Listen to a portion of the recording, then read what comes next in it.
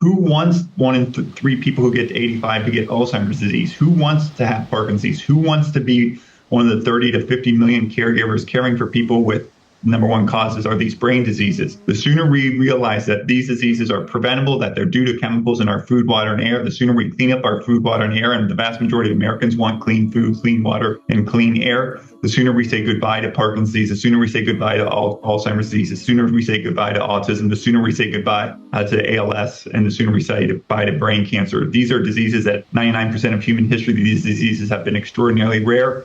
We can make them extraordinarily rare again by saying goodbye to their principal causes.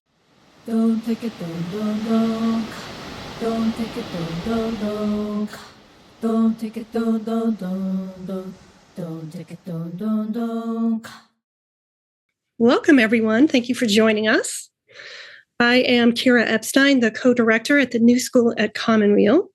And today's conversation is the next in our Che Cafe series that we co-present with Commonweal's Collaborative for Health and Environment, or Che. Today, we are pleased to welcome Drs. Ray Dorsey and Ted Schettler, along with Che Director Kristin Schafer, our host. We'll be talking about the prevention of Parkinson's disease and Dr. Dorsey's newly released book, The Parkinson Plan. I will turn this over to Kristin to introduce herself and her guests in just a minute. But for those of you who have not been with us before for a Che Cafe, the New School at Commonweal is Commonweal's learning community and podcast. We explore ways to build more resilience and better stewardship for body, soul, and community and the earth. We produce our conversations and we make them available for many thousands of listeners worldwide on all of our media channels. And we've been doing this since 2007. And now, Dr. Ray Dorsey and Dr. Ted Schettler and host Kristin Schafer, we welcome you to the New School at Commonweal. Thank you so very much, Kira, and welcome everyone. As Kira mentioned, I'm the director of Che, the Collaborative for Health and Environment. Che has been bringing researchers, policymakers, and advocates together around emerging science in the environmental health field for more than 20 years. And I'm very excited to dive into today's conversation about Parkinson's disease. Thank you so much for joining us. Before introducing our guests, I want to acknowledge that for many of us, this conversation is personal. In addition to all those who have Parkinson's, there are many who have or have had loved ones in our families or circles of friends who've been affected. In my case, it was my grandfather. He'd been a carpenter for the railroad in Michigan, and his Parkinson's was diagnosed sometime in his 50s. I was confused by his shaking as a child and grew up not knowing him well because his speech was so affected that he could barely communicate. I also saw the toll it took on my grandmother as she cared for him those many years. So, like many who've been affected either directly or indirectly, a plan to prevent this disease and have better care and treatment for those who have it is of great interest. I'd now like to introduce our guest for today's conversation. Dr. Ted Schettler is Science Director of the Science and Environmental Health Network and co-founder and advisory team member for Che.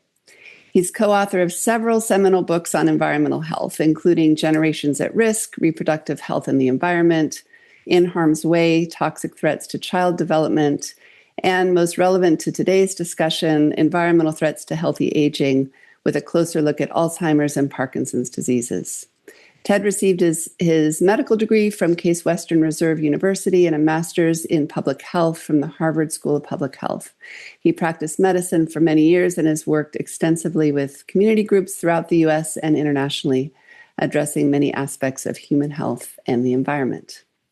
Dr. Ray Dorsey is the director of the Center for the Brain and the Environment at the Atria Health and Research Institute.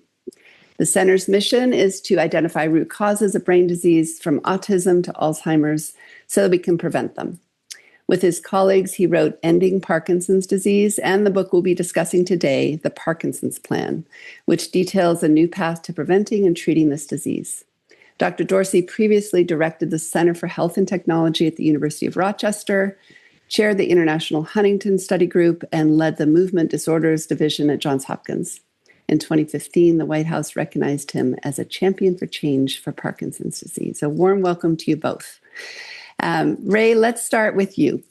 At first, I just want to say congratulations on the book and the impact it's having in elevating attention to Parkinson's disease. But before we dive into the recommendations you outline, can you share what's known about how many people are affected by Parkinson's now around the world and what trends we're seeing? So first of all, thank you very much for having me. I feel like blessed to be part of this community of people who've been looking at the environmental causes of diseases for far, far, far longer than I have. Ted's great work is amazing, and I'm really appreciative of the work that you're doing, Kristin, with Che. So Parkinson's is essentially a new disease. That's what Dr. Parkinson thought in 1817 when he described 6 individuals that he casually observed walking on the streets of London. He said that tremor has long since been described. Even Shakespeare talks about it, but this tremor in the hands, stoop posture, shuffling gait, tendency to fall forward. He says this is a new disease, a disease that's not been described in the medical literature. 200 years later, the Global Burden of Disease Study estimates that 6 million people have the disease. So how do you go from a disease that's not been classified in the medical literature affecting 6 people in London to one affecting 6 million people and being the world's fastest growing brain disease in the world? I think the answer doesn't lie in our genes. Only about 13% of people with Parkinson's disease carry a genetic cause or genetic risk factor for the disease. I don't think it's explained by aging or longevity alone. Longevity is a prerequisite to see these adult onset diseases, just like longevity is a prerequisite to see lung cancer or to see Alzheimer's disease. It's a prerequisite for the disease to spread throughout the body and to the nervous system for the symptoms to become manifest. I think the principal causes of Parkinson's disease lie not in our bodies, not in our DNA, but in our environment and chemicals in our food, water, and air. Yeah, great. Thanks for giving us a sense of the scope and scale of the problem we're facing. And Ted, can you comment as a physician and public health professional who's kind of been in this world for many years and long been interested specifically in environmental influences on aging? What are your thoughts on the rapid growth of Parkinson's and what we're seeing? Well, as Ray mentioned, we can't ascribe the trends to genetics. We see this rapid increase, not only of Parkinson's disease, but a number of other disorders that simply cannot be explained by genetic factors. So we do have to look at the environment, as Ray has said. And I think that there's general agreement that's growing that a combination of societal, cultural, and environmental influences really are the determinants of disease patterns and disease trends in society.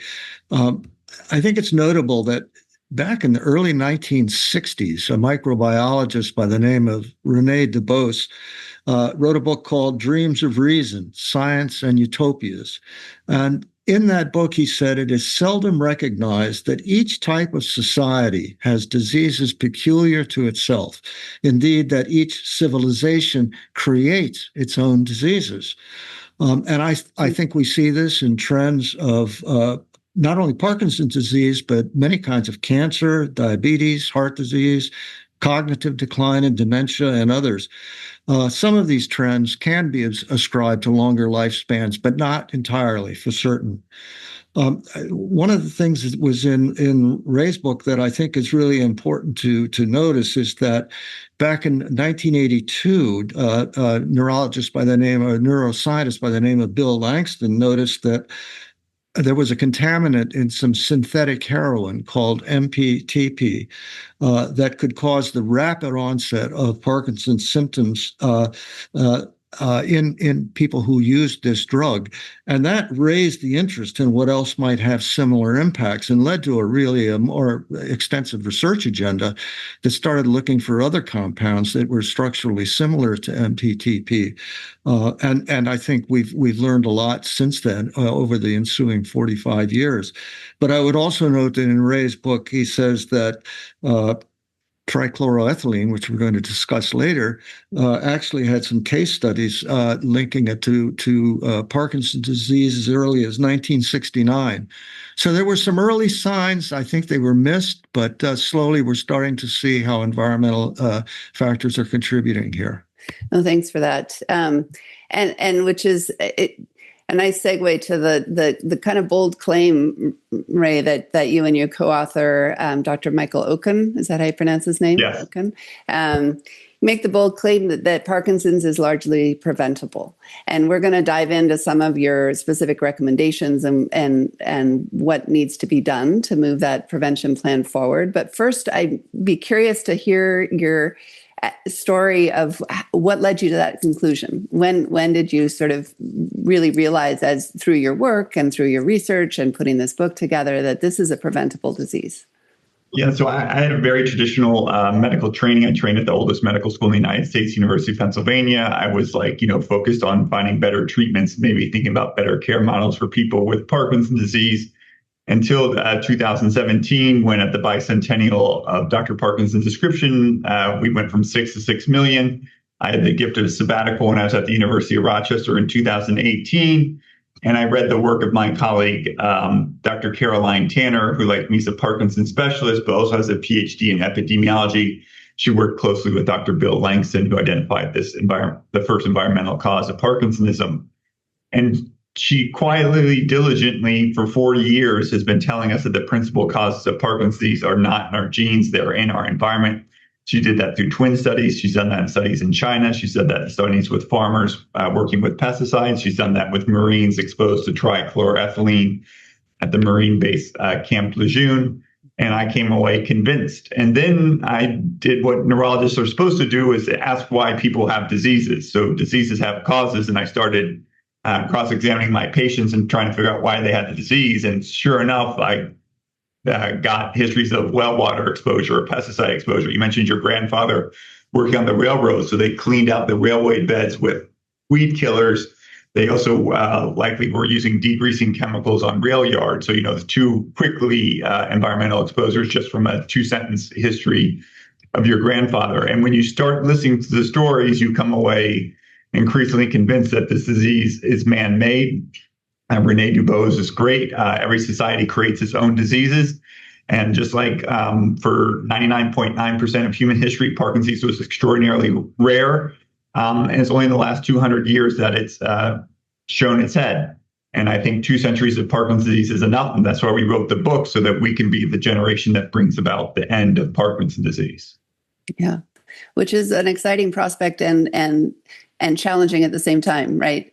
I'm wondering, Ted, if you could speak a little bit to, often medical research focuses on finding a cure, right? That's where the investment goes. That's where the money goes, rather than preventing a disease in the first place. Why, from your perspective, why is a focus on prevention important? Well, the focus on prevention is important for the simple reason that we're trying to prevent suffering. We're trying to reduce suffering as much as we can. And in the United States, we spend a small fraction of our healthcare dollars on prevention compared to treatment. We spend 18% of our GDP on healthcare costs in the United States. And we demonstrably have poorer health outcomes than most other developed countries around the world. So we're not spending our money very wisely, and yet we continue to spend most of it on care rather than prevention. We have a research agenda that likes to look at development of pharmaceuticals and other technological interventions, and we spend much less effort on trying to address some of the root causes. Preventive measures often depend on community and societal changes that are really deeply embedded in political considerations. Back in the 19th century, Rudolf Virchow, who is often considered the father of modern pathology, he was really a pioneer in linking medicine, public health, and politics, and famously said that medicine is a social science and politics, nothing else but medicine on a large scale.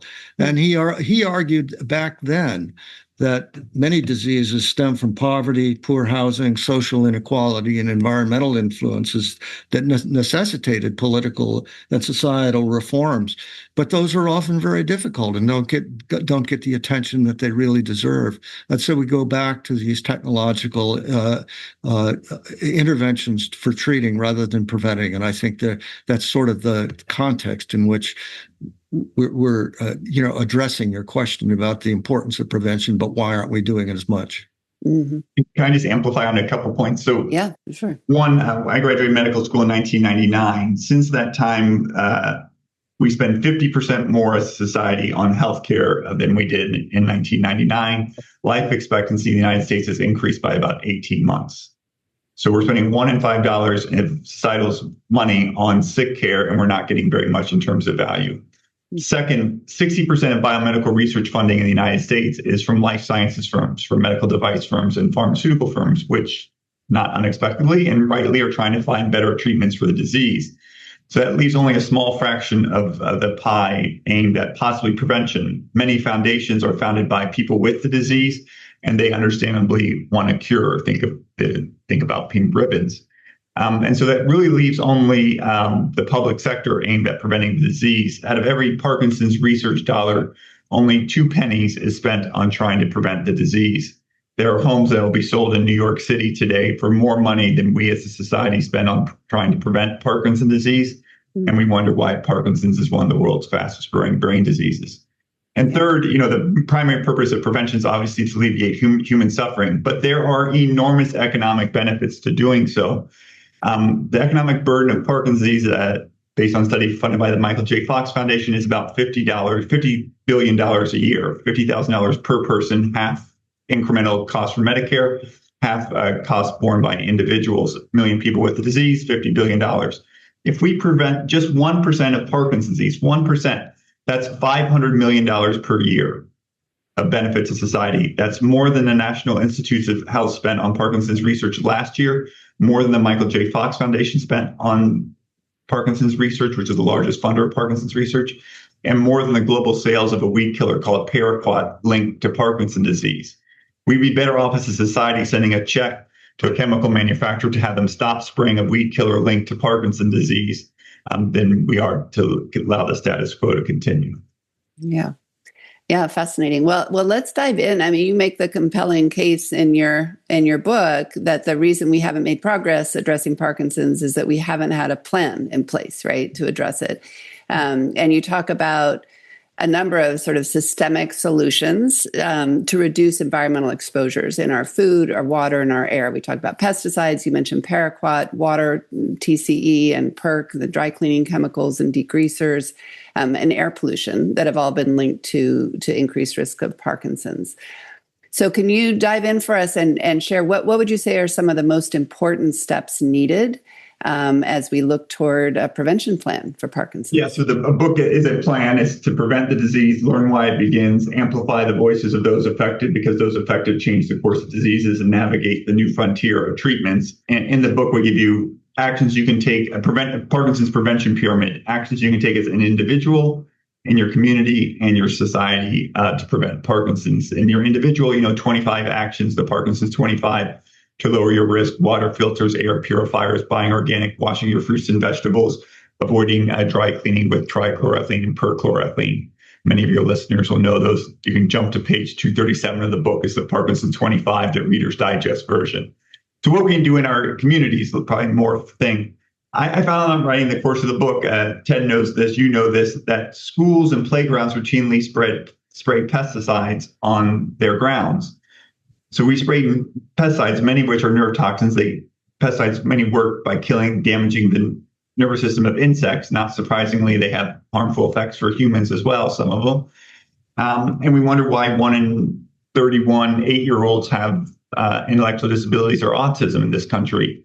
When Ted wrote his paper in Harm's Way, this report in 2000, a great report, he said that 2 in 1,000 children have autism. Today, it's 32 children in 1,000 have autism. And I think everything that was highlighted here, most of what's highlighted here, is still applicable today, that we've had indiscriminate use of many pesticides, neurotoxicants, that Rachel Carson warned us about in Silent Spring. So can we, in our communities, ask our schools, teachers, principals to stop spraying pesticides on our kids' playgrounds and schools? There's a study shown that living near a golf course is associated with a 126% increased risk of developing Parkinson's. If we live near a golf course, can we call the golf course superintendent and ask to spray less toxic pesticides, to spray less frequency, or at least due to the courtesy of letting people who live near the golf course know when you're going to spray, so people can close their windows and use an air purifier and maybe go away for the weekend. And then what can we do as a society to prevent Parkinson's disease? And here we need to ban the most toxic chemicals that are linked to it. Paraquat's a weed killer associated with 150% increased risk of Parkinson's among farmers, and a doubling of the risk of Parkinson's among people who simply live or work near where it's sprayed. Much like secondhand smoke, you don't have to be the one doing the spraying. You can just be in the neighborhood and be at increased risk for the developing the disease. Over 50 countries, including China, have banned it. I don't think we as a country want to say the U.S. environmental policy wants to follow the actions of China, but in this example, I think we should do so. There are other pesticides, chlorpyrifos. Ted knows this extraordinarily well. It's estimated to cost 26 million kids 17 million IQ points. It's widely sprayed on apples. The EPA banned it in 2021. The manufacturers successfully sued to have that ban overturned. It's allowed to be sprayed on apples again. It's widely sprayed on golf courses. In the lab, it kills off the dopamine-producing nerve cells that are lost. And then trichloroethylene and perchloroethylene. This chemical has been around for 100 years. According to the EPA, it causes cancer by all routes of exposure. A century of causing cancer is enough. We need to make sure that the bans that were enacted in 2024 are fully put into place in 2025. Yeah. Ted, from your perspective as a doctor and longtime, environmental health professional working in this field, what are your thoughts on these recommendations, and what do you think the hurdles might be to taking these kind of steps? And I mean, my understanding is, having worked on pesticide issues for many years, I mean, the link between paraquat and Parkinson's risk has been clear for a while. We've known there's been fairly strong science, and yet it continues to be reapproved in this country. So what are the hurdles to moving forward with making the kind of societal changes that are needed? Well, I think first that I would just comment that the steps that Ray and his co-author recommend are going to not only help prevent Parkinson's disease, but are going to help prevent other disorders that are deeply embedded in our society now. Part of this ecological analysis to say we create our own diseases. So you're going to get more than Parkinson's prevention by taking these steps. With respect to the challenges, many of them are political. For example, we learn in Ray's book that 30% of groundwater in the United States is contaminated with trichloroethylene, a chemical that is clearly linked to Parkinson's disease and cancer. Well, who's responsible for cleaning that up? And what are we going to do about it? It's a political question. It's a social question. We know how to clean up TCE in groundwater, but it's an enormous problem. All over the country. Then we have these delays in restricting TCE and PCE that have been caused by politicians. The restrictions that on TCE that Ray mentioned that were supposed to go in effect in 2024 spread out over a number of years have now been stalled by political interference on TCE, in the case of TCE, specifically by a senator from Louisiana, John Kennedy, who said it would be too onerous to follow that schedule for phase out, too onerous to industry. So it's been put on hold by the EPA and will no longer follow that timeline. Industry has had a long history of creating doubt about the science. That links a particular contaminant to a health outcome in order to get more years of service out of that chemical. We've seen it in the tobacco debates that have gone on for decades, and now we're seeing that same playbook brought to bear on a variety of industrial chemicals. I think that the stress on the uncertainties in the science, and we just need more research and so forth, has just bought a lot of time. And I would note that Ray and his co-author addressed some of these approaches in what they call the skeptics' corner in the book periodically, where the absence of evidence is emphasized, the uncertainties are emphasized in order to get in the way of real public health interventions. Yeah. Ray, anything you want to add? along these lines? I have Ted as my PR agent. Thanks very much, Ted. Yeah. I'll just say, Ted mentioned MPTP. It turns out paraquat, this weed killer, has a structural resemblance that's striking between paraquat and MPTP, especially the active metabolite of MPT. Yeah, interesting.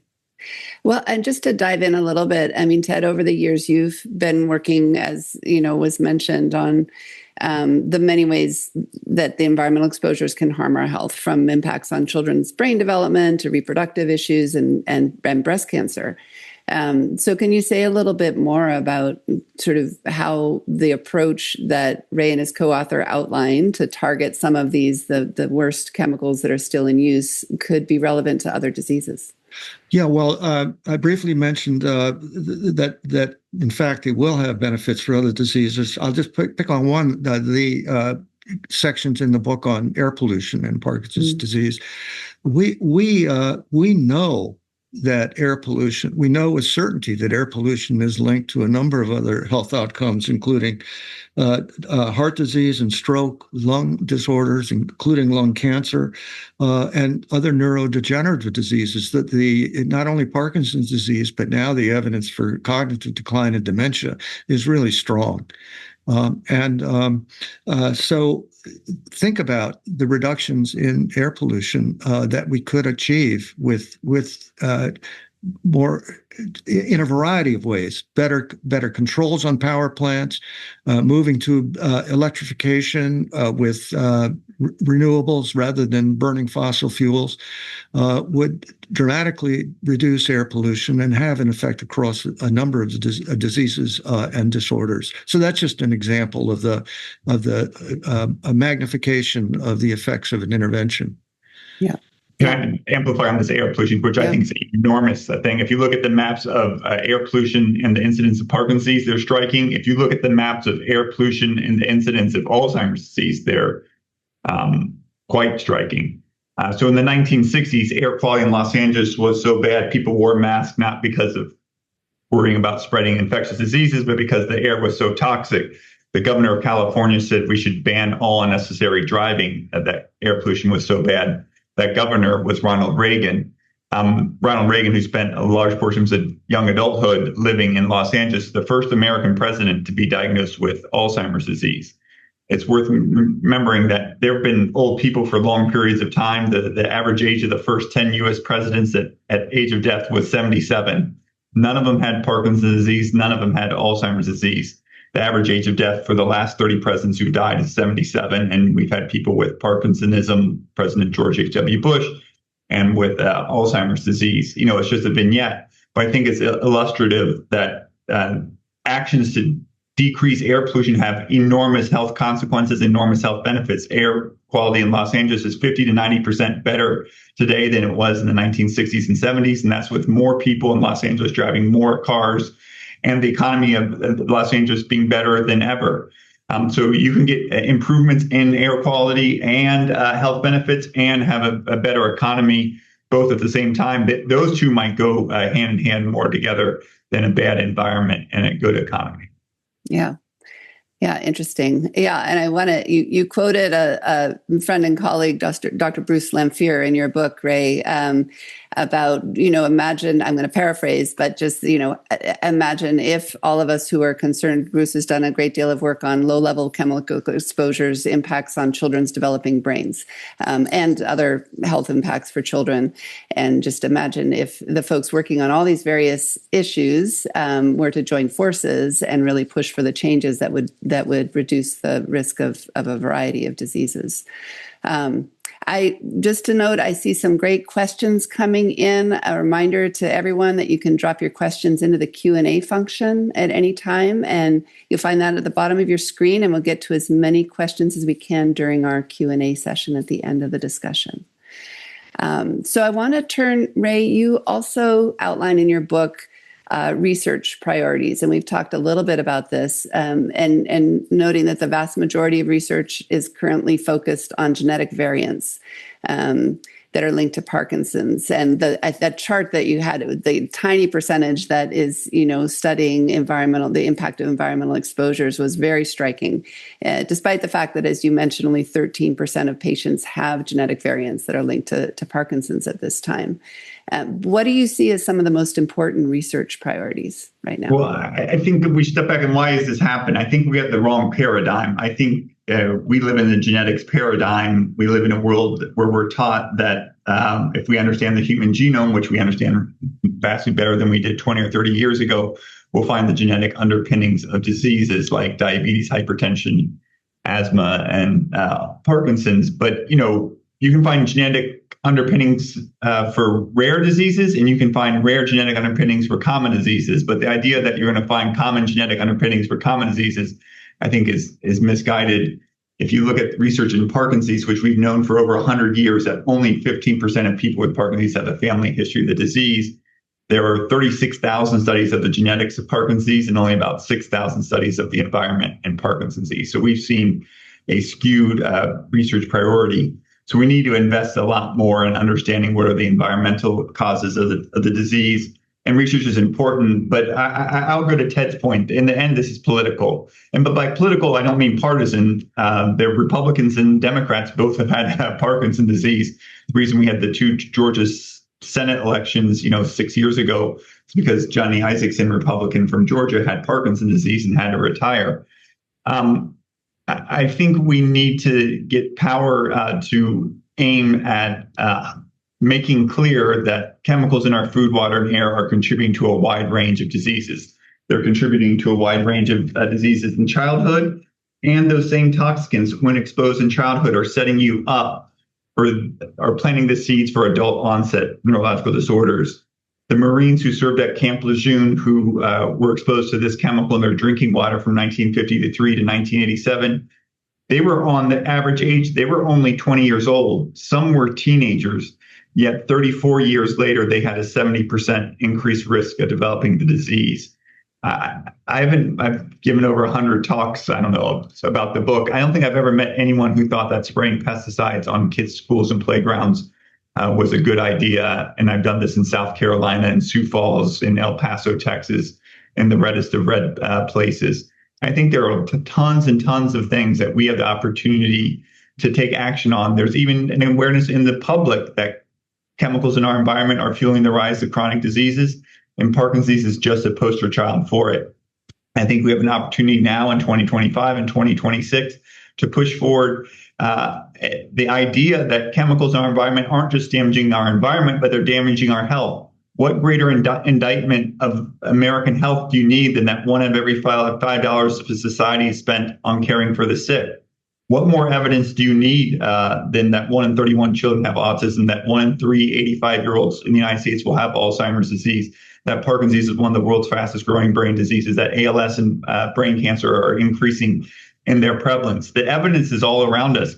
We just need to take a step back, look at the work that Ted and others have done, that Che and your colleagues have been advancing for a generation, and realize that there's a lot of truth into this, and there are a lot of very, very, very simple measures that we can take to prevent people from ever getting these terrible diseases. And oh, by the way, when we do that, we'll save ourselves and society a lot of money. Yeah, no, thanks for that. And we'll talk more too about some of your Parkinson's 25 recommendations before we close out. But I wanted, Ted, to turn to you and just get your thoughts on the research question specifically, and knowing that, in a lot of cases we know enough, right, to take action, which I think was your point, Ray. But maybe touch on also kind of that, how genetics and the environment interact in terms of disease causation, and what we understand about that now, and how that might help us with research priorities as well. Well, I don't do basic research, so I'll just put out that disclaimer. But I think that it's important to recognize that genetic factors can influence susceptibility to environmental exposures. Mm-hmm. And so, for example, a particular genetic makeup might influence the way an individual metabolizes a chemical, or a particular genetic makeup might make an end organ more susceptible to an environmental exposure.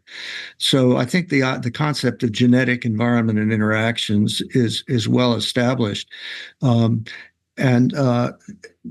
as Ray has pointed out, so much research has been pointing on just trying to identify the genome and the DNA sequences and so forth without really understanding the exposure side of it, the environmental exposure side of it. Mm-hmm. So in recent years, the concept of the exposome is getting a lot more attention because scientists understand that there are interactions between genetics and environment. But if you want to look at population attributable risk, I mean, where's the biggest bang for the buck? It's on reducing the environmental exposures, rather than trying to figure out some way to identify people who might be at particular genetic risk. So that's a short answer to a complicated question. 2 quick notes on what Ted said. So the most common genetic risk factor for Parkinson's is mutation in a gene called GBA. I told you 13% of Americans carry genetic cause or genetic risk factor. 8 of that 13% is a mutations in a gene called GBA. Dr. Tanner and her colleagues showed that individuals who have pesticide exposure and carry that genetic mutation have a heightened risk of getting Parkinson's. So a perfect example of these gene environment interactions. And there are studies showing that just like we differ in our ability to break down drugs, Ted might be really good at breaking down a given drug and I might not be. There are differences in the way we break down pesticides that have implications about who's at higher risk for Parkinson's. And I would also point out, Thomas Kuhn in The Structure of Scientific Revolution said scientists like to solve puzzles, and the puzzles they seek to solve are largely driven by the tools that they have available to them. So we have great tools to study genetics, and therefore we have all these great studies of the genomics of just about every disease known to man. We don't have great tools, or we have yet to develop or yet to apply tools to measure these chemicals in our bodies or in our environment. If we spent time and effort trying to measure these chemicals in our bodies like we did lead, I think we'd be concerned by what we would find, and we would be able to galvanize action, accelerate action to taking actions to reduce the amount of microplastics, amount of pesticides, amount of industrial solvents that are hiding out in our blood, urine, hair, fat, or other bodily fluids. Yeah, interesting.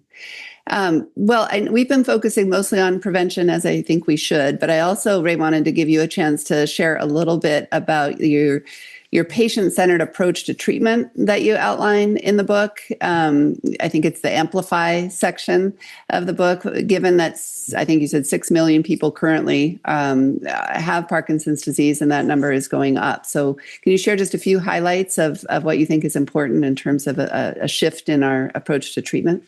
Yeah, so in 2017, it was 6 million. 2021, the global burden of disease revised his estimate to 12 million.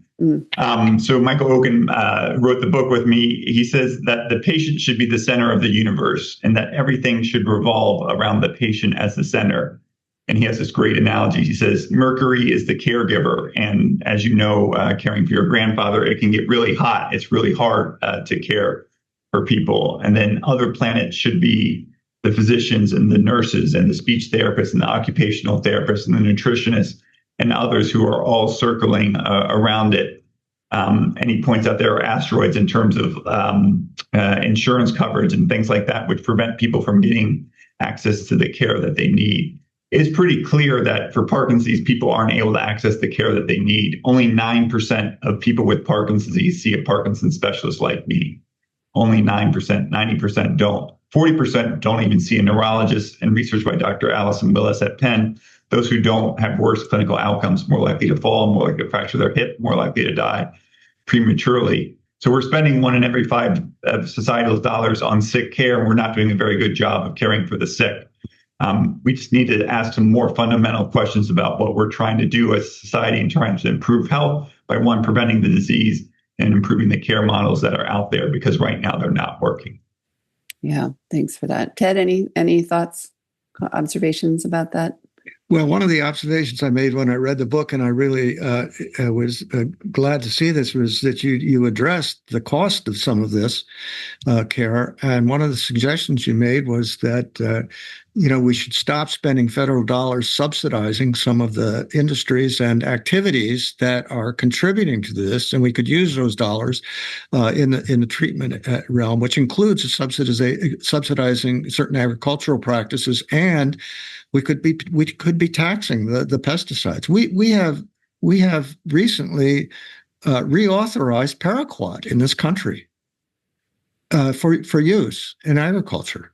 We've reauthorized it, knowing that exposures increase the risk of Parkinson's disease in people in fields nearby. We know that.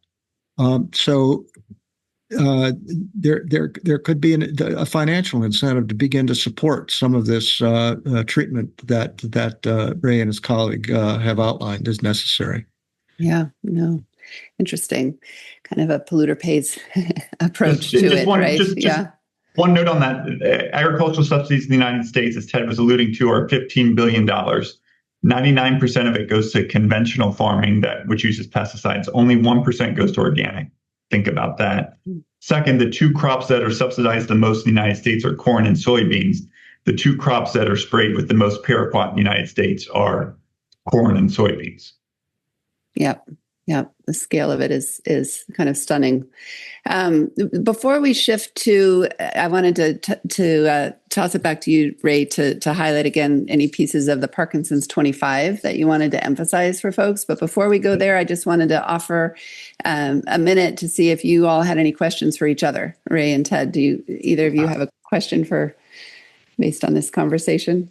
Well, one thing that I did want to ask Ray about is I've recently become aware of a group of neurologists called, they call themselves Neurologists Interested in Climate and Health, NICHE. And they're recognizing that air pollution is associated with cognitive kind of dementia and other disorders, and are looking at the reduction in fossil fuel burning as a way to get at both air pollution and also reducing the pressures on climate change. I'm just wondering, Ray, if you think there's an opportunity, and maybe you've already taken this opportunity, to take the material that you've written about in your book into your professional societies and elsewhere to see whether you can get more neurologists interested in the programs that you're suggesting. Thanks for the suggestion. And Ted, as you know, changing the minds of doctors is really, really, really, really hard. So I think the people who are most open to be changed are the young generation. To tell a 30-year-old, anyone under 30, tell them that chemicals in our environment are causing different diseases, that's like a self-evident thing. But you and I were taught in a different paradigm, and we're taught to be deeply skeptical of it. And I think it's really hard to change those individuals' minds. But there's work to be done there, to be sure. Ray, any questions for Ted? Well, I read this is like heavily annotated. You can even see all my scribbles on the front. I didn't know, when you were going through this, were you thinking that some of these chemicals that children were being exposed to could be playing a role in adult onset diseases? That idea came to us as we started looking into this, because we began learning that, as you alluded to earlier, that early life exposures can be related to later life health outcomes, and there's a bunch of laboratory research that shows that to be the case. And so you begin to wonder about whether lead exposure in early life not only causes learning disorders and IQ problems in children, but whether it might be linked to later life diseases. And so when you're beginning to start looking at that carefully, you realize that, by the way, look at this, lead exposures across the lifespan are associated with increased risk of cognitive decline and dementia.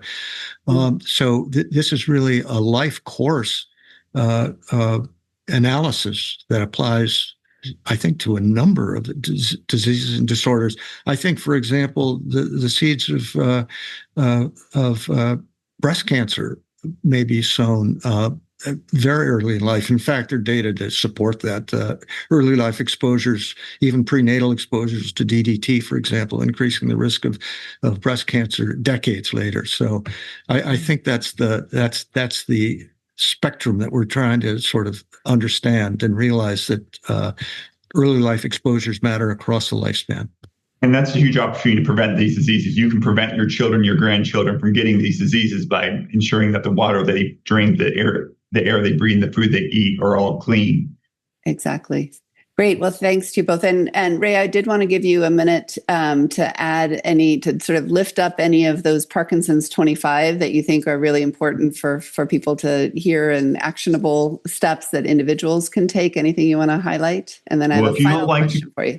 Sure. So if you don't like to read as much as Kristin and Ted and I do, you can jump to page 237 of our book. We give you the Parkinson's 25 actions you can do to reduce your risk of getting Parkinson's or possibly slow its progression. I'll read you the first one. It's a very Reader's Digest friendly, lots of pictures, few words. Wash your produce, even your organic ones. Pesticides have contaminated our food supply. Remnants of pesticides are found in 20% of common foods. Organic produce, dairy products, and meat can reduce exposure, but can still have unsafe residues of pesticides. So wash your produce at least with water, and consider simple vegetable washes, vinegar, or salt solutions too. And then we give you 24 others, everything from not poisoning yourself by using pesticides in your yard, to water filters, air purifiers, dry cleaning cautiously, and beyond. Great. Yeah, and just to emphasize, I think that obviously the bulk of our conversation has been on those higher level community and societal changes, because they'll have the broadest impact. But I think it is helpful for people to know there are steps they can take as individuals as well.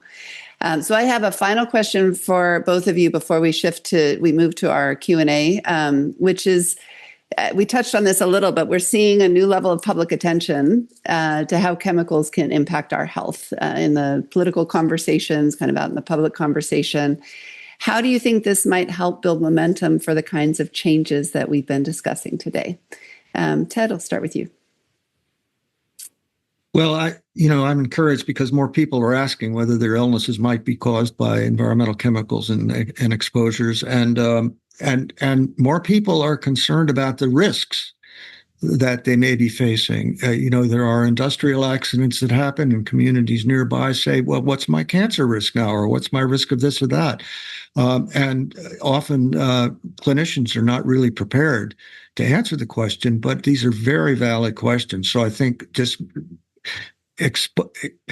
bringing these questions up repeatedly will make this a more open conversation. And then I think we need more voices of health professionals, as hard as that is, to get them speaking out about this and making the case for why it's important. But I also would point out that I think we need to get the money out of politics. I am so impressed by how once an industry or some special interest makes a huge contribution to a political campaign, then that elected official is obliged to work on their behalf. And we've seen it time and time again. I mean, this slowdown of getting the TCE restrictions put in place, perchloroethylene restrictions, pesticide restrictions, it's all because of political pressure that it makes. And we've seen it. The US EPA right now is rolling back regulations that were put in place previously, and there are demonstrably going to be health effects that are going to result from this.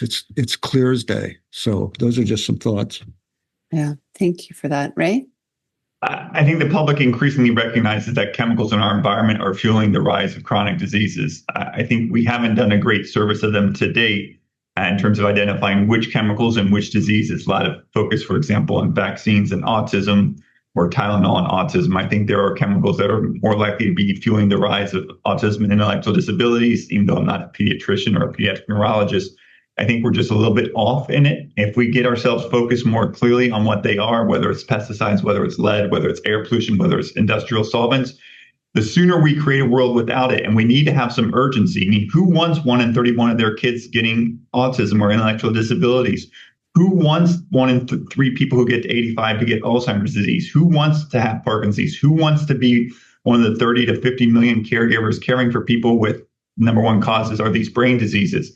The sooner we realize that these diseases are preventable, that they're due to chemicals in our food, water, and air, the sooner we clean up our food, water, and air, and the vast majority of Americans want clean food, clean water, and clean air, the sooner we say goodbye to Parkinson's disease, the sooner we say goodbye to Alzheimer's disease, the sooner we say goodbye to autism, the sooner we say goodbye to ALS, and the sooner we say goodbye to brain cancer. These are diseases that vast majority have only been recently described in the last 200 years. 99% of human history, these diseases have been extraordinarily rare. We can make them extraordinarily rare again by saying goodbye to their principal causes. Thank you so much. Okay, so we have many good questions that have come in. We're not going to be able to get to all of them, but I'm going to start us off here. One question from Laurel. I'm also curious about the links between pesticide exposure and ALS. Both my grandmother and a friend had early life exposures to pesticides, which I wonder whether that's related to their diagnosis. I'm curious too. So there are 3 studies, one in Italy, one in Scotland, one in Spain, linking playing soccer to ALS. Obviously, so why? One explanation is soccer players head the ball and have increased risk for head trauma. Second, I think, is that soccer players are playing on fields filled with pesticides. And I think you can either inhale these pesticides, leading to perhaps damage to the upper motor neurons and neurons in the brain, or I think you can absorb these pesticides through your skin and leading to damage to the lower motor neurons and nerve cells that go to the muscles. So I worry a ton about pesticides and ALS.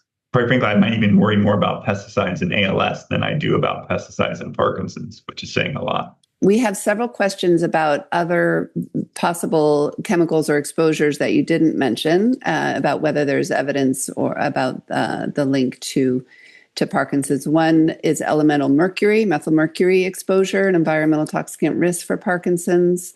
Also, someone asked about PFAS exposure. Could that be related to increased risk of Parkinson's disease? And finally, there are seemingly credible indications that Parkinson's may begin in the digestive system, which I think you address in your book, in which case highly processed foods would not be providing the microbes needed to keep the microbiome healthy. Understanding whether this is so could affect preventative strategies. What do you think of this? Ted, you want to do mercury? I'm not aware of elemental mercury and Parkinson's risk, but perhaps you are.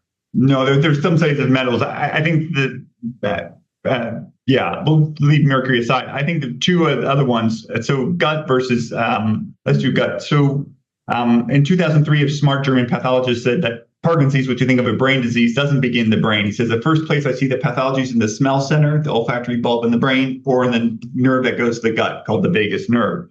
2019, my colleague, Dr. Per Borghammer in Denmark, said there's 2 forms of Parkinson's and related diseases. There's a brain first form that begins in the nose, and there's a body or gut first form, body first form that begins in the gut. And I emailed them, said, this is fantastic. How does this tie in with chemicals that we inhale, leading to a brain or nose first form of the disease, and chemicals that we ingest or eat, leading to a gut or body first form of the disease? I think there are individuals for whom pesticides ingested, for example, well water, can lead to a misfolding of this protein alpha-synuclein that begins in the gut. And then it can spread from nerve cell to nerve cell as it makes its way up to the lower part of the brainstem to the higher part that's affected in movement, the tremor, and then up to other parts that are involved in thinking. So I think that the origins of both these diseases might begin in our nose and in our gut. And one of the earliest features of these diseases is loss of smell in some individuals, and other people, constipation and PFAS. And I think all these chemicals that are linked to Parkinson's have a shared biological effect. They all damage the mitochondria, the energy producing parts of cells. Our brain's 2% of our body weight, but 20% of our energy consumption. Most of that energy consumption is in nerve cells or neurons. These neurons are chock full of mitochondria, especially the ones that are damaged in Parkinson's disease. Interesting. Ted, any thoughts on the PFAS question, or either of you? Not on PFAS, but I think that the question implied that there was ask about processed foods as well. Mm-hmm. And I would just point out that I think this is a very important issue that we're going to be learning a lot more about how dietary factors influence our metabolism of certain chemicals in the gut and influence the absorption of chemicals through the mucosa of the gut. Since we're getting a lot of attention paid to microplastics these days. I think that we have to understand that there are all these co-exposures. We're all being exposed to microplastics, which are loaded up with various chemicals that then influence the microbiome, that then influence gut absorption, and therefore the absorption of various chemicals through the gut wall, and then can find their way into the nerves, as Ray just described. So it's going to be a complex exposure analysis that's going to be required to sort all this out. This is an interesting question. Any good data coming from vets exposed in Vietnam to defoliants? Yeah. So Agent Orange damage to the energy-producing parts of cells has been linked to Parkinson's disease now, thanks to the work of Senator Tom Dasher when he was a young congressman who served in the Air Force, got legislation that individuals who served in the military for more than 30 days in Vietnam who were exposed to Agent Orange and have Parkinson's as a presumptive medical condition. So that's General Colin Powell. Some of people know that served in Vietnam in 1962 or 1963. He's pouring a more toxic form of Agent Orange called Agent Purple over North Vietnam. He dies with both Parkinson's disease and multiple myeloma, both linked to Agent Orange. Well, thanks for that. Time for, I think, two more questions. One just came in from Jackie Hunt Christensen, who's a longtime CHE ally and leader in this field. She says, Ray, you and Boss Blum have said that Parkinson's patients are too nice. I concur and am thrilled to be an outlier. I would submit that most Parkinsons are too conservative in their thinking, particularly with regard to biomonitoring. What are your thoughts? Yeah, I think we're just all trained in a different environment. Listen, Ted is way ahead of his time. Ted is like the 1% who saw that environment, that our health was shaped by our environment, that sociology more perhaps than even biology shapes our health. And he's detailed in 2 outstanding reports and through a long career the health consequences of exposure to environmental chemicals. But the entire medical profession, at least in the United States, is really taught to be skeptical of such associations, even though we're all taught that smoking causes lung cancer, that lead causes encephalopathy, that asbestos causes mesothelioma. We are never taught to generalize beyond that. And I think we just need to change the way our orientation is. It just needs a different paradigm shift. Thomas Kuhn wrote about this in The Structure of Scientific Revolutions, that we've been taught to look at the world in a particular way. And that way has benefits. I spent 10 years working on Huntington's disease. My mentor was part of the team that identified the gene responsible for Huntington's disease, a genetic disorder. And that's fantastic. But these chronic neurological diseases and chronic medical conditions that are increasingly common, it's really hard to argue that that's due to genetics. It has much more likely to due to environment, and it's preventable. Much, much, much, much easier to prevent exposure to chemicals than to edit our DNA. Yeah. And one other thing, I'm being too nice. Ali Signorella, a young woman with young onset Parkinson's, says that Parkinson's has a PR problem. It's when people make their voices heard, whether that's Mothers Against Drunk Driving, whether that's ACT UP for HIV, whether it's a simple March of Dimes, that's when the course of diseases change. We saw that with Silent Spring and Rachel Carson. We've seen that with lead. We've seen it with CFCs. We've seen it time and time again. We just need to, again, find our voices to drive change for ourselves and for generations to come. Yeah. Well, thanks for that. And just to end on kind of a note of opportunity, Maureen Swanson flags that there's their Project Tender, which she leads, that works on toxic contributors to neurodevelopmental disorders, is engaging in TSCA efforts to not have TSCA not be, which is the national legislation controlling chemicals, not be opened up and weakened. So might that be an opportunity to, again, for that common cause, people working on all the different health outcomes related to these chemical exposures might work together on that, as well as the Parkinson's plan legislation that has passed and pushing for actual implementation of that. Seems like there might be a couple of very concrete opportunities there to mobilize folks who are engaged in this work and find new ways to collaborate. Any final comments on those opportunities, either from you, Ray, or from Ted? Well, first of all, I'm delighted to have joined, and thank you very much for the invitation. I've learned a lot from Ted over the last few months, and I really appreciate all the work, Kristin, you're doing with CHE. I think we have an opportunity here. We have an opportunity to end diseases, to prevent diseases. I think there's a will, there's an awareness in the public about the potential to do so. They may not be the most informed or may not be getting the best information. To Ted's point, maybe more doctors and scientists need to make themselves accessible. But when you have a chance to change the course of a disease, you need to take it. The HIV activists did. Lead, Bruce Lampieri mentioned Bruce and others working on lead. We have the chance to change the course of Parkinson's disease, the chance to change the course of autism, the chance to change the course of ALS, the chance to change the course of Alzheimer's disease. It's really incumbent upon us, who are the most knowledgeable, most familiar with this, to help galvanize the community, inform them so that people most directly affected by the disease can make their voices heard, so that we can bring about a world where these diseases are increasingly rare instead of increasingly common. And we need to do so with urgency. Ted, any final thoughts? I have nothing to add to that except my thanks to Ray and his co-author, and to you, Kristin, for doing this, and to the New School for sponsoring this as well. Thanks for the opportunity. Yeah, thank you so much to you both. Really amazing work and great conversation. Thanks also to the participants for the great questions. And thank you, everyone, for participating. Kira? Thank you so much. What a wonderful conversation. Ray, Ted, and Kristin, thank you so much for bringing this together, for our conversation, and for all the work you're doing to increase awareness about these issues. We, of course, encourage you to read Ray's book, The Parkinson Plan, find out more. Again, the recordings of this conversation will be posted at the New School and the CHE websites. And thank you so much for joining the New School at Commonweal and the Collaborative for Health and Environment. We'll see you next time, everyone. Don't take it, don't take it, don't take it, don't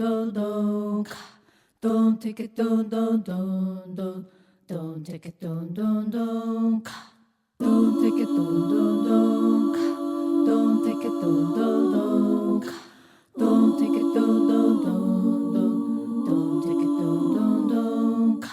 The river is a healer, the river is a sage, the river knows no end, and the river feels no way.